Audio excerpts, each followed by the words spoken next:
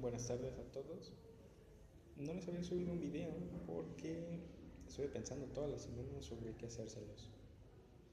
Al final de todo me decidí por hacer un video de una especie como de recorrido del cristianismo para que a partir de esto podamos ver cómo se van formando ciertas formas de pensar, cómo se va articulando y cómo se posiciona el cristianismo frente a otras formas ajenas de pensamiento.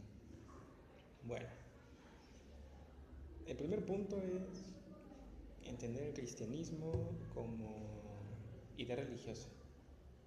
No como religión, porque el cristianismo tal cual, o así que la idea de la gran iglesia, se constituye ya en el siglo segundo o tercero.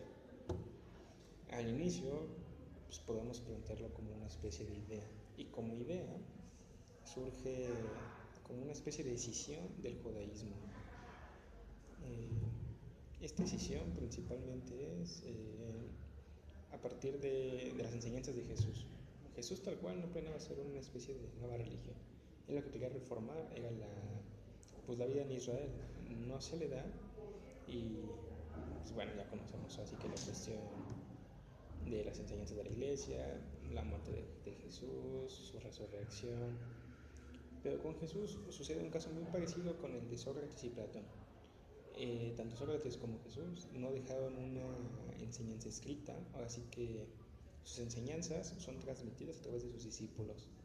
Así como lo va a hacer Platón, en el caso de Jesús, sus apóstoles son los que van a transmitir, así que sus enseñanzas, ya sea a partir de los evangelios, a partir de cierta correspondencia. A partir de eso se van a dar a conocer las enseñanzas de Jesús, y es sobre este personaje sobre el que va a girar toda la religión cristiana. No va a haber así que un punto así que podamos decir otro punto sobre el que va a girar la religión. No, la religión cristiana va a girar sobre el de Jesús y nada más.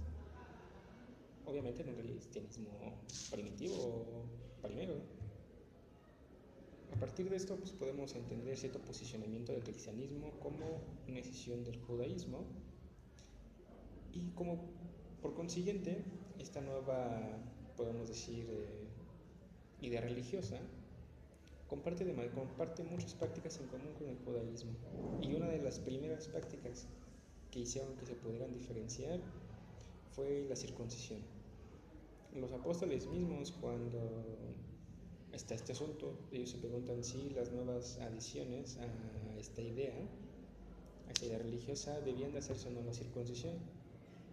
Termina pues, por ahí ganando que no se la deban de hacer, y pues esa viene siendo como que el primer parteaguas de esta idea. A partir de eso pues van a haber a lo largo de los años diferenciaciones, ya sea judío-cristianos, judío-no-cristianos, hasta llegar a un punto en el que ya de plano se van a generar autonomía entre las dos, y ya hablaremos en este caso de judíos o de cristianos. Ya va a ser totalmente dos cosas.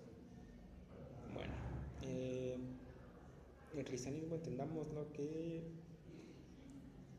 choca o está cuando la filosofía helénica prácticamente ya está en su, no me gustaría decir declive, pero pues ya está así que muy contra las cuerdas. Asimismo hay, pues así que podemos decirlo como que una especie como de crisis que se iba a avecinar en Europa. A partir de eso podemos entender, con las dos lecturas que les dejé, que vamos a tener dos tipos de posicionamiento. Por un lado, la cuestión del cristianismo primitivo, y por otro lado, la cuestión de la filosofía helénica. Uno, que es el cristianismo, se va a basar en la fe, y el otro en la razón. O sea, cada uno va a tener sus modos de comprender el mundo. Y en este caso vamos a tener dos pensadores aquí, son los importantes, que es tanto San Agustín como Santo Tomás, cada uno con una visión diferente del mundo. Aquí me gustaría hacer un paréntesis.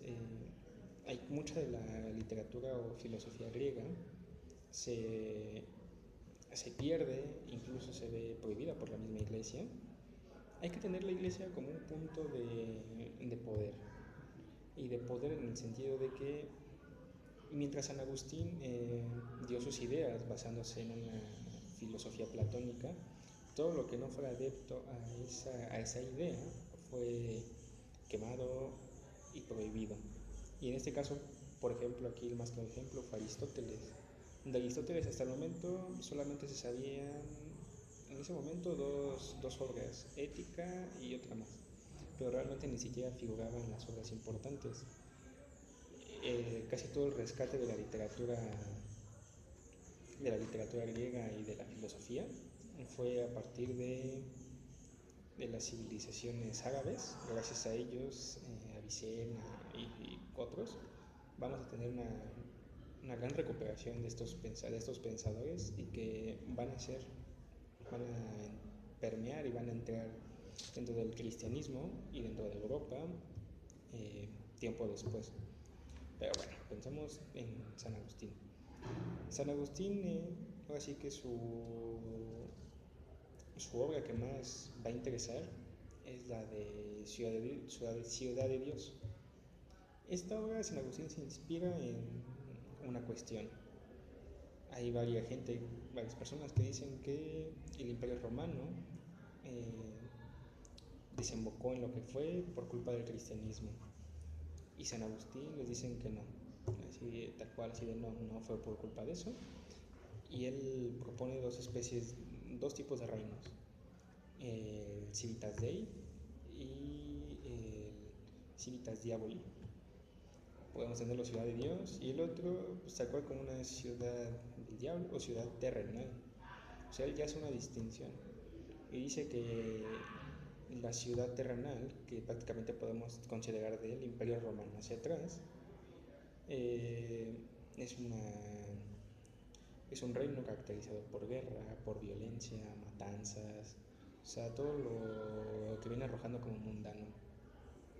Y él dice, no, ya prácticamente, pues ahora que llegó el cristianismo y todo eso, vamos a hacer que este sea el reino de Dios, se va a basar en el amor principalmente, se va a hacer una doctrina muy importante, el amor, y hace de un lado todo.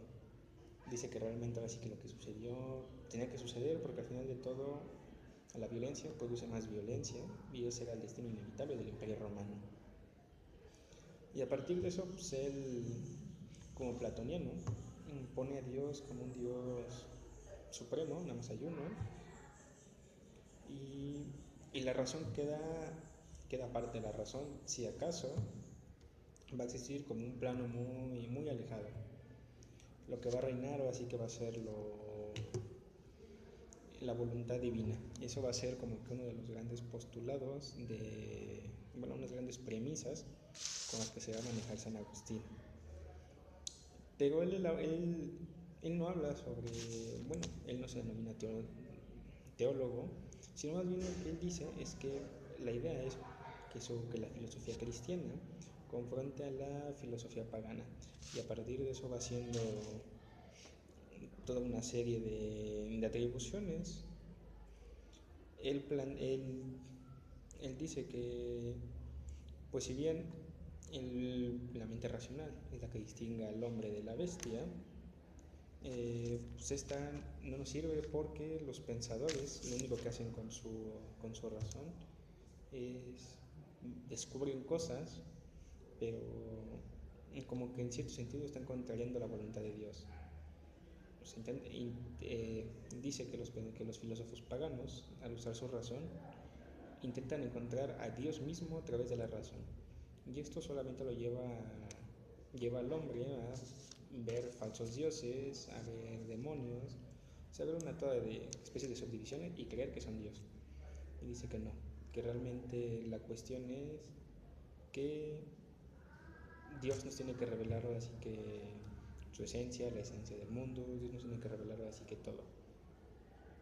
Y es algo muy contrario que vamos a encontrar, a diferencia de la filosofía helénica con el cristianismo primitivo. Hay, yo así que podemos decirlo, varios puntos de los que va a tratar la filosofía o la teología de San Agustín. Uno de esos puntos es la libertad. La libertad, ahí es algo curioso porque en este caso dice que hay cierta libertad en el hombre para poder elegir hacer ya sea el bien o ya sea el mal.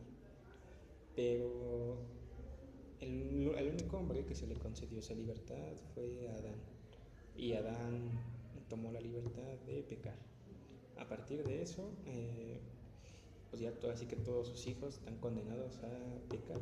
Ya no hay libertad para los demás porque el primer hombre ya tomó su decisión y toda la descendencia de ellos, bueno, de ese primer hombre, va a seguir igual. Así que a partir de eso se anula la libertad.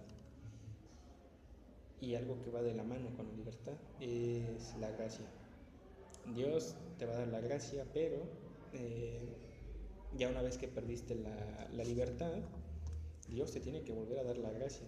Pero esta gracia va a ser, o así que dice que va a ser gratuita.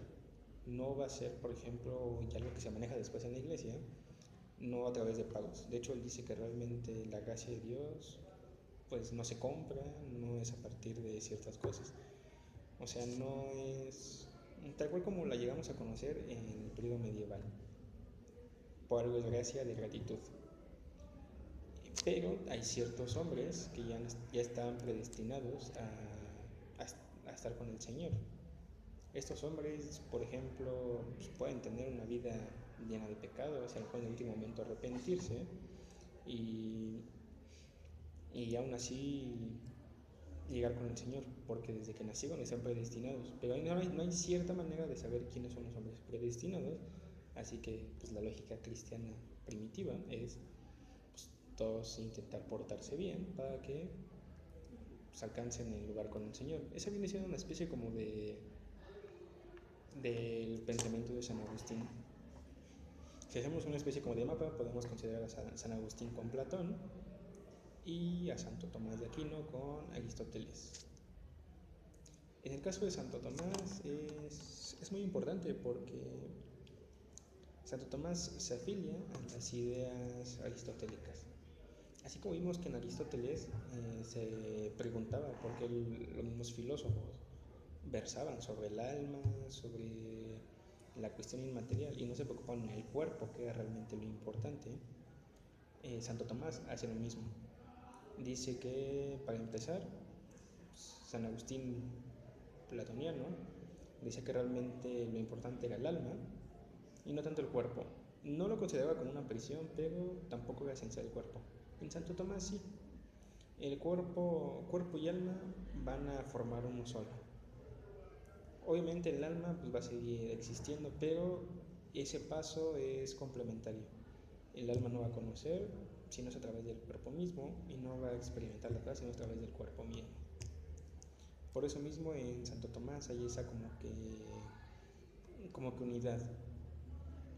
Asimismo también reivindica el papel del universo y de la naturaleza. Plantea que realmente sí hay libertad en el hombre sí puede tener su libertad, obviamente puede pecar, pero esta gracia no va a ser, pues ahora sí que ya nacemos pecadores de naturaleza, sino se puede más o menos intentar campechanearlo.